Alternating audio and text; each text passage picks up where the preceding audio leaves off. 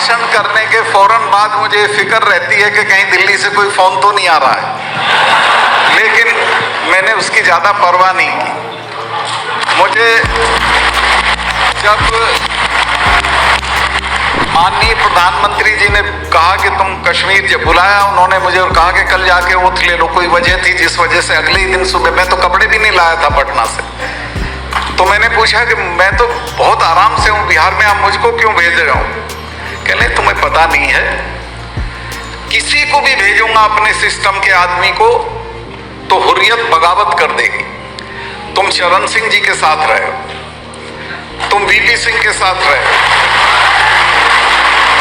तुम अलीगढ़ से एमपी रहे हो, तो तुम्हारी स्वीकार्यता है, तुम नमस्ते भी कर सकते हो और तुम आदावड़ भी कर सकते हो, इसलिए मैं तुम्हें भेज रहा हूं।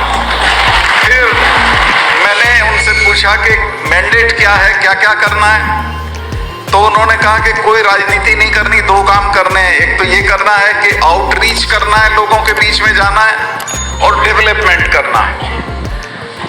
आउटरीच मैंने जिस हिसाब से किया, आज मैं सेफली कह सकता हूं कि जब 377 हटाने की बात आई और मैंने अपने चीफ सेक्रेटरी को बताया शाम को कि कल 370 हटना है, तो उसने कहा कि साहब 1000 आदमी मारना पड़ेगा। मैं कहा क्यों? मैं कहा कि यहाँ तो फारूक अब्दुल्ला के इलेक्शन के दिन 10 आदमी मरते हैं, यहाँ तो बुरहान वानी के मरने पे 120 आदमी मरते हैं, लोग चढ़ जाएंगे राजभवन में और मैं तो अपना सामान लेके यहीं आ रहा हूं।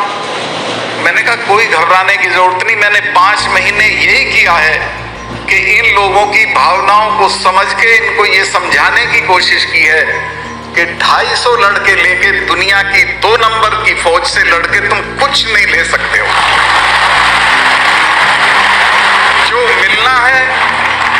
जो मिलना है वो बातचीत से मिलना है। लिहाजा इनमें एक सेंस ऑफ फैटीग मैंने पैदा कर दी है कि लड़ना निरर्थक है, और मैं श्योर हूं एक भी आदमी सड़क पे नहीं आएगा। और आप आश्चर्य करेंगे, 3-3 बार के चीफ मिनिस्टर जेल चले गए, कोई उनके छुड़ाने के लिए नारा लगाने नहीं आया। फिर वो डरे हुए थे कि मुझे बोले कि आपकी सिक्योरिटी से कश्मीर पुलिस को हटा के सीआरपी बीएसएफ कर दें। मैंने कहा अगर कश्मीर पुलिस मुझे मारेगी तो मेरे लिए सौभाग्य की बात होगी, मेरी कोई कश्मीर पुलिस मत हटाओ, क्योंकि मैंने जाते ही उनकी शहादत का जो उनको रुपया मिलता था वो दुगना कर दिया था, उनका हार्डशिप अलाउंस बढ़ा दिया था।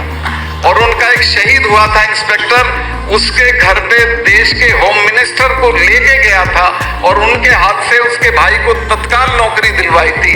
तो मैंने कहा मैंने इनमें काम कर रखा है और मैं निश्चिंत हूं कि ये देश के साथ रहेंगे। और आपको ये जान के आश्चर्य होगा, ईद का महीना था, 370 हट चुकी थी, बहुत घबराहट थी क्या होगा। एक भी कश्मीर पुलिस के सिपाही ने ईद के लिए छुट्टी नहीं मांगी, सब लाइन में रहे और वहीं पे ईद मनाई। और मैं इसके लिए उनकी तारीफ करता हूं, अपनी नहीं उनकी करता हूं कि उन्होंने देश के साथ खड़े रहने का जज्बा दिखाया।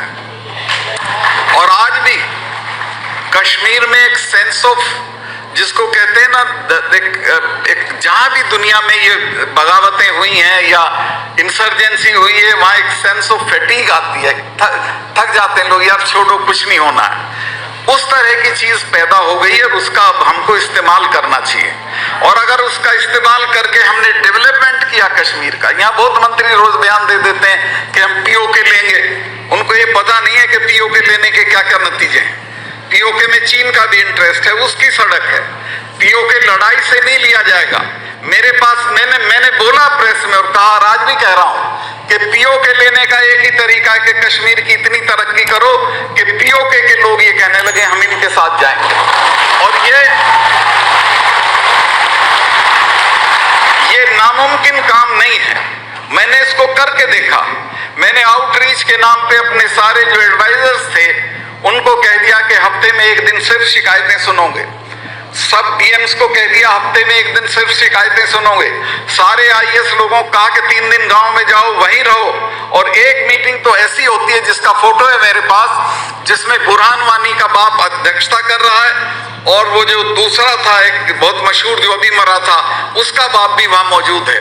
और उन्होंने कहा कि ये अफसर हमें मिलते नहीं थे श्रीनगर में, इनको हमारे घर पे भेज दिया, इससे अच्छी क्या बात है। लोगों ने ढोल बजा बजा के उनका, और मैं कोई गलत बात कह रहा हूं तो ये रंधावा जी बैठे हैं यहाँ, ये खड़े होकर मना कर सकते हैं कि ये गलत कहा है। तो वहां ऐसा माहौल बना, मेरे करने से नहीं बना, करता तो ऊपर वाला है, लेकिन जो प्रधानमंत्री ने नुस्खा दिया था आउटरीच का, आउटरीच की ये स्थिति थी, मेरा फोन 24 घंटे खुला रहता था, फोन में खुद अटेंड करता था, और सिर्फ व्हाट्सएप पे एक्शन होता था। एक लड़के का व्हाट्सएप आ गया, उसने कहा मैं और मेरी बहन बोर्ड का इम्तिहान दे रहे हैं, लेकिन मेरे घर में बिजली नहीं है, बिजली की लाइन 1.5 किलोमीटर दूर है। अगले दिन मैंने उसके यहाँ जनरेटर भेजा और इंजीनियर को बुला के कहा, उसने वायरल कर दिया सारी स्टेट में कि मेरे व्हाट्सएप पे जनरेटर आ गया। लेकिन मैंने कहा बेटे जनरेटर इलाज नहीं है। इंजीनियर को मैंने कहा कि तुम 15 दिन में 1.5 किलोमीटर लाइन खींचनी थी, लाइन खींच के इसकी टपरी झोपड़ी में था वो बच्चा, उसके घर तक बिजली का कनेक्शन गया, और सारे कश्मीर में ये हो गया कि हमारी सुनवाई होती है, हमारी बात सुनी जाती है। मैं थोड़ा ज्यादा, लेकिन ये जरूरी रोज कोई मौका मिलता नहीं, इसलिए मैं बता रहा हूं। मैं जब गया था तो एक दिन मुझे जो मेरा सहायक है ये वीरेंद्र राणा, इसने बताया कि साहब 20-25 लड़के लड़कियां बाहर बहुत शोर मचा रहे हैं, मैं कहा बुला लो उनको। मैं 2:30 बजे रात तक भी मिलता था, बिना अपॉइंटमेंट मिलता था। तो उन्होंने आके बताया कि हम ये हमारी मेरिट लिस्ट है, हम पास हुए हैं, हम इंटरव्यू में पास हुए हैं, लेकिन जब अपॉइंटमेंट का वक्त आया तब महबूबा मुफ्ती ने अपने लोगों को, अपने एमएलएस की लिस्ट लेकर उनको लगा दिया, हम आज तक नहीं लगे हैं।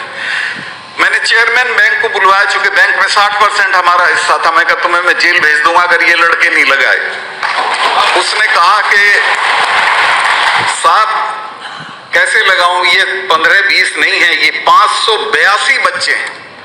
आप हैरत करोगे कि किसी स्टेट में 582 बच्चे पास हुए, इंटरव्यू में पास हुए, सड़क पे हों, और नेताओं के बच्चे उन पदों पे बैठे हों, ऐसा कहीं अन्याय नहीं।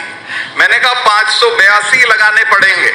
तो उसने कहा कि आप फाइनेंस सेक्रेटरी को कह दें, वो हमारे बोर्ड में होते हैं, वो प्रस्ताव ले आए, हम पास कर देंगे। 3 दिन में उनका प्रस्ताव पास हो गया, और मैंने उसकी घोषणा करके जब मैं हॉल से निकला तो बाहर 100-150 बच्चे गुलदस्ते लिए खड़े थे। मैं भूलता नहीं, एक छोटी सी बच्ची थी, वो मुझे गुलदस्ता देते हुए रोने लगी। मैं क्या हो गया तुम्हारी तो ईद हो गई, आज रो क्यों रही हो? कि नहीं मैं इसलिए रो रही हूं कि आज मुझे लगा कि अल्लाह है, और अल्लाह ने आपको हमारे लिए भेजा। और आगे जो उसने कहा वो बहुत पेनफुल चीज थी। उसने कहा मेरी तो सगाई टूट रही थी अगर ये नौकरी नहीं होती। तो मेरा उससे मैंने उससे वादा ले लिया था कि जब शादी होगी मुझे जरूर बुलाना, मैं आऊंगा। और मैं अभी भी बुलाएगी। छोटी सी बच्ची थी वो। खैर एनीवे, उस बैंक की मैंने जांच बिठा दी, वो जेल जाने वाले हैं सब अफसर। 3-4 घपलों की जांच बिठा के आया हूं, जिनमें एक मिनिस्टर का लड़का जेल चला गया, एक मिनिस्टर के खिलाफ चार्जशीट हो गई है। और एक बात